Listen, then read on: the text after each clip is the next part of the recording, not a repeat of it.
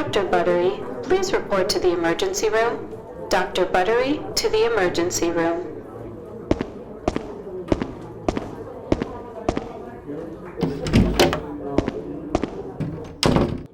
Hey nurse, what's going on?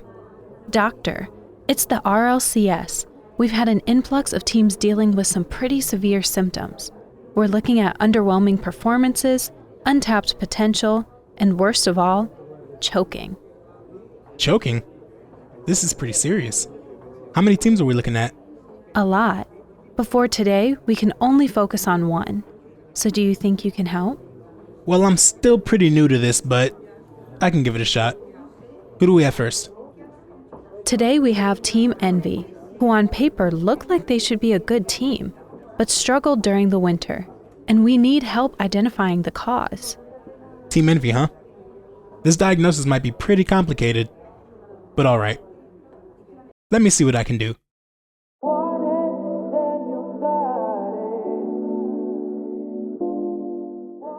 When I talked about Envy during my Winter Split roster moves video, a key point that I had was that either Mist or Atomic could be considered their best player at the time. And while I personally thought that Mist was better, I still thought that Atomic was the player that they could least afford to lose, because his playstyle was so essential to the team's identity. When Atomic was there, the team used to have a tendency of scoring their goals off the counterattack by withstanding the pressure that other teams would put on for a long time, and then finally breaking out with one decisive move. Mist even led the region in saves per game during the fall split because of this playstyle. A lot of the time, when a team or a single player has this many saves, it's a bad thing, because that meant that they were playing way too much defense and not enough offense. But for Envy, it played right into their game plan. And even though Mist had the most saves, Atomic still showed his ability to make top level saves as well. And when Envy finally broke out of their half, they would try to create one decisive scoring chance off the counterattack. And most of the time, Atomic would be the one setting it up. He has insane mechanics, and arguably even better offensive awareness when he has the ball, which helps him be one of, if not the best passer in the region. Atomic led the region in RLCS X and assists per game by a wide margin, and even though his assist number has fallen down a little bit so far this season, he still has shown the ability to pop off with elite passing on multiple occasions. And I know that I'm talking a lot about Atomic so far, and not the current Team Envy, but I have to illustrate just how big of a loss this was for them, and what their scenario was coming into the split. Atomic enabled the playstyle of this team, and without him, they would either need to find a way to enable this playstyle through a new player, whoever that may be, and have them try to replicate what Atomic did, or build a new playstyle from the ground up. And when they announced that Joreuz was the one that was going to replace him, it became clear that the same playstyle probably wasn't going to work out, because Joreuz and Atomic are two very different players. Atomic is really methodical with his approach whenever he has the ball, being able to speed the play up or slow it down as needed. And he would beat defenders with speed or precision. Meanwhile, when he was with G2, Joreuz fit into the G2 style of constant pressure perfectly, and was always looking to overwhelm the defense with constant speed, and hitting the ball really hard into a spot where they couldn't easily follow up on it. This would create chaos that would allow JNaps in Chicago to come in and follow pretty easily. So when Joreuz was brought on to Envy, the main question that came to my mind was how is it going to fit in to help this team succeed? Going from G2's constant offensive pressure to Team Envy's counterattacking is a big change for any player to make, let alone a player who had just started playing professionally a few months prior. And as it turned out, the change didn't go very well at all, as they finished tied for 8th in the Winter Split in North America and only made it to the top 8 in one tournament. So let's take a look at what may have caused them to struggle as much as they did. First, let's start with some good news. Mist was still really good. He shot the ball well, scoring 0.83 goals per game for the split, including being 2nd in goals per game for Regional 1 and 7th in Regional 2. He was scoring off of chances that his teammates would create for him sometimes, but a lot of the time he was setting himself up for goals, especially in the first 2 regionals of the winter. And this is something that he's never really had to do this often before in his career. Losing a playmaker like Atomic can obviously have a huge impact on the team's ability to score goals, but Mist's production didn't drop off at all. In fact, his goal scoring increased from the fall split to the winter split, which is really impressive given the circumstances. And no goal showed his ability to make a solo play more than this one. After Joreuz's unique touch to beat the defender, the ball goes out to the side with Mist in the area. Also, I love this little circle that Mist drives in, like he turns upfield after the boost grab to be ready to follow up after Joreuz's hit, but then he sees what Joreuz is doing and doesn't trust it, so he turns back to goal, but then Joreuz ends up winning it anyways, and then he has to turn back around to the ball, and I just think it's kind of funny. But anyways, the ball goes up the wall, and Mist jumps up there to try to get there faster, and even wave dashes to keep his momentum while saving a little bit of extra boost. He beats Zombie Poop Shark to the touch, and hits the ball upwards and towards the goal. Mist drives up to the ceiling and gets over the ball to get a better angle on the shot. From there, he jumps off the ceiling, uses the rest of his boost to get back down to the ball faster, letting him beat T. Carell, and he uses his flip to send the ball into the goal. Alright, that's enough of the good news, because that's not why we're here. If we're going to look at this team's struggles, the best place to start is Regional 1, which was their worst performance of the split. Looking at the stats, a pretty interesting trend popped up. For that event, they were all pretty close to each other for time spent closest to the ball, being within only 5 spots of each other for that stat. This would usually mean that they all spent around the same amount of time in possession of the ball, but that wasn't the case here.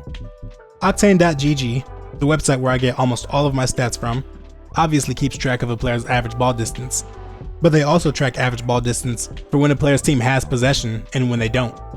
I don't use these stats too often for multiple reasons, mostly because possession is so fluid in Rocket League, and while the metric that we have to define possession does work decently, it's far from perfect. Pause the video now if you want my full explanation on that. But in this case, this stat actually does tell a pretty interesting story. While all 3 players were close to each other in average distance to the ball, if you look at that stat for when they have possession, Mist jumps up to being the closest to the ball with a pretty decent lead, and Joreuz falls way behind.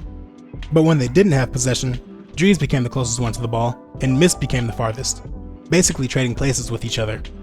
Patterns like this don't happen very often, but when I took a closer look at the games for this event, it started to make sense why it happened. Mist was closest while they had possession because he would try to take control of the ball by himself way more often, which was apparent in plays like the one I showed earlier. So if Mist was closest to the ball on offense, he would stay there for longer than either of his teammates would. And when he had it, he would usually take a straight line to goal and try to take a shot, which was why he was second in goals for this event, but 8th from the bottom in assists. Meanwhile, when Joreuz was closest in possession, he wouldn't be there for too long, because when he had the ball, he would hit it hard and fast to the other side of the field if they're on the defensive half, or hard and fast off the backboard if he was in the offensive half. And this would take him from being close to the ball to being far from the ball really quickly. Hitting the ball hard and fast was his primary way to break down the defense, and it worked out sometimes like it did here. The ball is sent to Envy's defensive corner, and Joreuz gets the ball with plenty of space, since LJ is the closest to him, but he's near midfield when Joreuz makes his touch. And with that space, he sends the ball downfield, and immediately chases after it. Toasty has the next hit lined up to send the ball back, but he misses the read on it, letting the ball go right past him. Joreuz is able to race to the ball and beat Gimmick off the respawn to the final touch, and he hits it off the corner and into the center, where Mist can score the wide open goal. Doing this so often meant that he was really effective at keeping the defense on their toes and making sure that they had to be ready for a power clear at any moment. But against teams who were defensively sound, that's not really that big of an issue. The speed of Joreuz's play would sometimes catch the defense off balance enough for a scoring chance to pop up and let one of his teammates jump in and score a goal off the chaos, and this caused him to lead Envy in assists for this event. But on the other hand, doing this so often showed a pretty severe lack of creativity for his offensive approach, and it would be pretty easy for the defenses to read sometimes. Between that and the lack of playmaking from his teammates, Joreuz ended up finishing last in goals per game for this event at only 0.21. On G2, this straight line speed would help build pressure and keep the defense from getting settled. But on Team Envy, this straight line speed would often just result in a turnover, because Envy as a whole didn't play with the same speed, so these hard hits of the ball didn't have nearly the same impact. And finally, you have Turbo, who was holding down the middle of the field and constantly staying in a position where he could quickly follow up on the play if he needed to. He didn't create too many scoring chances for himself or for his teammates, but that's not what he's known for, and you don't really expect that out of him. The problem was that with Mist looking to set himself up most of the time, and Joreuz's passes being somewhat predictable and one-dimensional, Turbo didn't have many chances to follow up on, which would let him put his perfect positioning to use. And because of this, he didn't have much of an impact on offense at all. But now, let's take a look at the defensive side for Envy, because this is where you start to see a lot of their problems come up.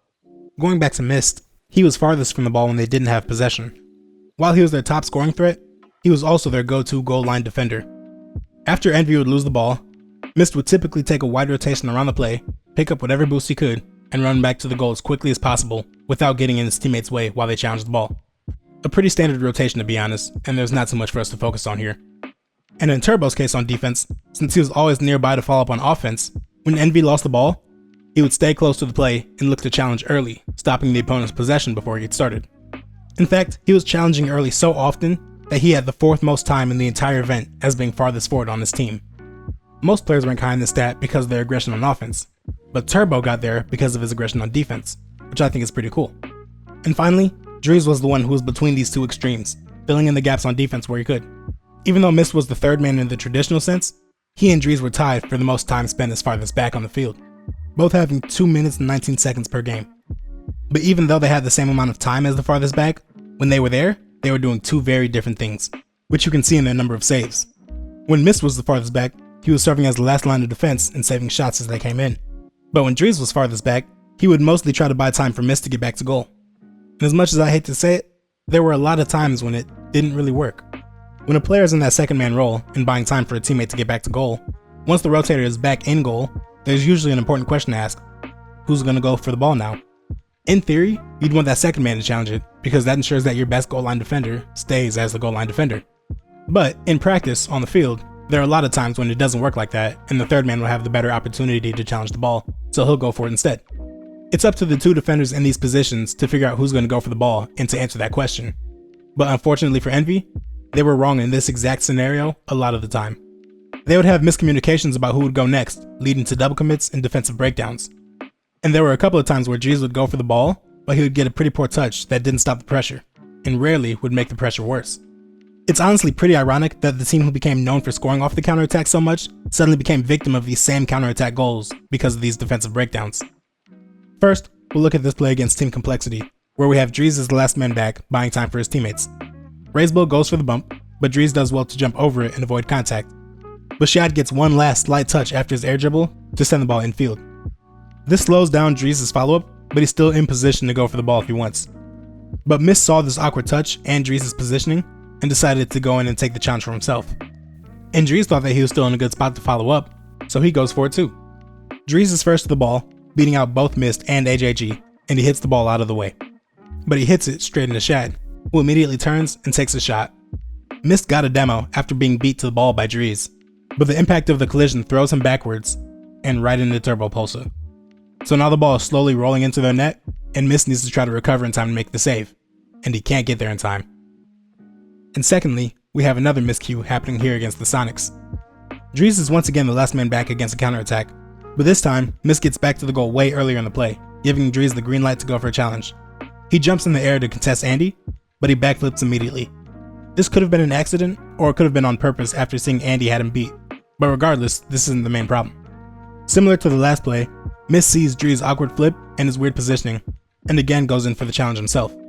But Joreuz is still the closest to the ball, and he still goes after it. He hits the ball off to the side, trying to clear it away from the goal. But the hit is really weak and it doesn't go nearly far enough. So instead of clearing it, all this touch does is take the ball away from Mist, who probably had the better clear lined up. The ball goes right into T. Carell, and all he has to do is hit it on target. So that was the bad news. And I know it seemed like there was a lot of it, but there were still a lot of good signs for them too. Even though they did really poorly in the first regional, where I've been putting all of my focus so far, they didn't look nearly as bad for the rest of the split.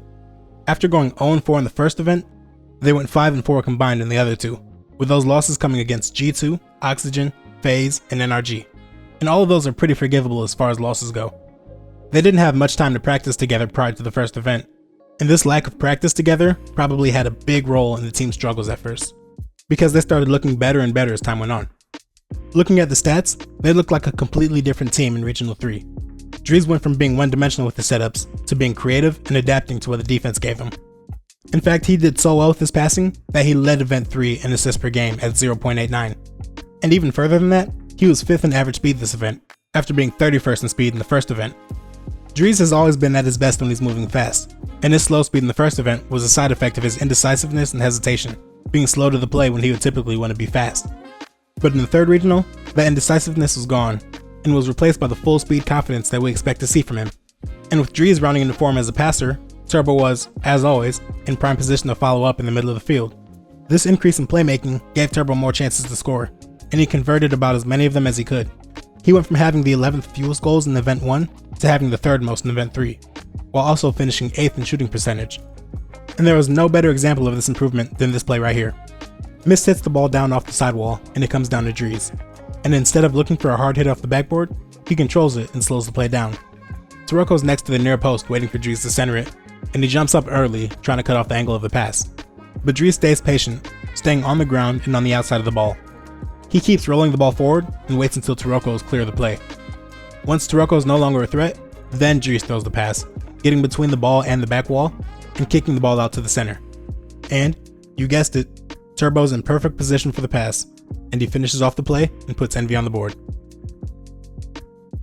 And if you're wondering about Mist and how he did, well, stop wondering, because he was really good. He's always really good. He might not have had the same goal scoring that he did in the first two events, but with Joreuz and Turbo taking on more goal scoring themselves, he didn't have to. And any drop off that he had in goal scoring was made up by having more assists. So their offense improved dramatically, which is of course really good, and they deserve a lot of credit for making such big strides in such a small amount of time. And their defense made big improvements as well, is what I'd like to say. But unfortunately, that wasn't the case. In fact, for as much as their defense struggled in Regional 1, you could argue that they did even worse in Regional 3. They allowed the third most goals and the second highest shooting percentage in that event. Envy played their best defense in Regional 2, which was also their best finish of the split. So they've shown that they have the potential to lock in on the defensive side, but they haven't been able to do it consistently yet. To be fair, I should say that in Regional 3, they faced off against FaZe, who has the best offense in North America, and probably the best offense in the world if you ask me. And they played against NRG, who is NRG. These two matches made the stats look a little worse than they perhaps deserved to be, but they still had a good amount of issues regardless. The stats for this event again show us some interesting trends. This time around, Mist was most often positioned as third man again, having the most time as farthest back by himself instead of being tied with Joreuz. But his saves per game went down by a lot, going from 2.14 to 1.33. And the craziest part about it is that even though he had so few saves, he still had the most on the team. On top of having fewer saves, they also allowed a much higher shooting percentage. Opponents scored on around 31% of their shots, which was only behind all mid. Envy had clearly improved their offense, but a lot of that improvement came at the expense of their defensive positioning, because they would commit so heavily to their scoring chances. When it worked really well. But this aggression also proved to be a bit of a glass cannon, because when it didn't work, it would blow up in their face, and you would see Envy conceding wide open goals to their opponents. Envy moves downfield after the clear, trying to put on the pressure. The 50 sends the ball to the right, where Miss is next to the hit, and he tries to center the ball to Turbo, but AJ cuts it off and sends the ball back to the other side of the field, and none of the Envy players are able to stop the transition. Because Joreuz was still upfield from the initial 50, Mist was upfield to make the pass, and Turbo had set up in his usual shooting position to try to take the shot. So when FaZe gets the clear, no one is there to stop it, and they're given a wide open goal. Alright, we've talked about a lot here, and I think it's about time to wrap it up. So to end the video, I'm going to give some suggestions about things that they could potentially do to fix their issues, because I wouldn't be much of a doctor if I didn't do that, right? And, of course, results may vary.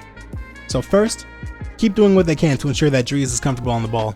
Their offense was clearly at its best when Joreuz was controlling the play and setting up teammates.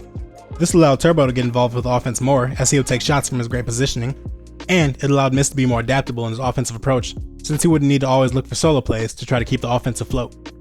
2. Get more boost steals, especially Joreuz. In Regional 3, when Joreuz was at his best, he was 4th in the event in boost used and 6th in boost collected. But on the downside of that, he was in the bottom 10 of boost stolen. His teammates aren't really overly boost heavy, and Turbo especially doesn't need to use much boost on offense to be effective. So it's not like he's really starving his teammates or anything. But if you're going to collect that much boost, you might as well try to take some from the other team too and try to starve them. Keeping the opponents on low boost will make it that much harder for them to break out of defense, and that will make it harder for them to start the counterattacks that Envy have struggled with so much this split. 3.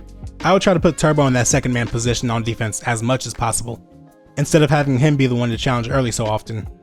This is definitely easier said than done, because his positioning on offense makes challenging early on defense really easy since he's always close to the play. But Joreuz likes to go fast, and Turbo likes to go slow. So it would make sense to me to have Joreuz be the one to try to rush the opponent's play when they get the ball, and have Turbo be the one to try to slow the play down when needed. Not to mention that playing the second man position and trying to slow the play down and buy time is really hard to do, and I'd honestly trust Turbo in that spot more than Joreuz. Nothing against Joreuz, but Turbo has more experience and he's seen this play plenty of times, so he's probably better equipped to deal with it than the younger Joreuz. Plus, if Joreuz got more boost steals, then he'd be able to be a better disruptor.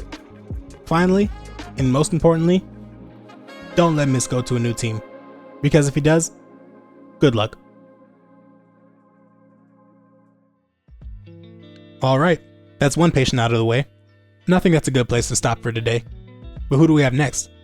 The next patient on our list is Carmine Corp. Carmine Corp? That sounds like it's going to be a fun one. I wouldn't want to miss that. Me neither. In fact, if I were watching right now, I'd be sure to subscribe and turn on notifications so I can know exactly when that goes live. That is the best idea I've ever heard. I'm looking forward to next time, but until next time comes, to all of you on the other side of the screen, thanks for watching.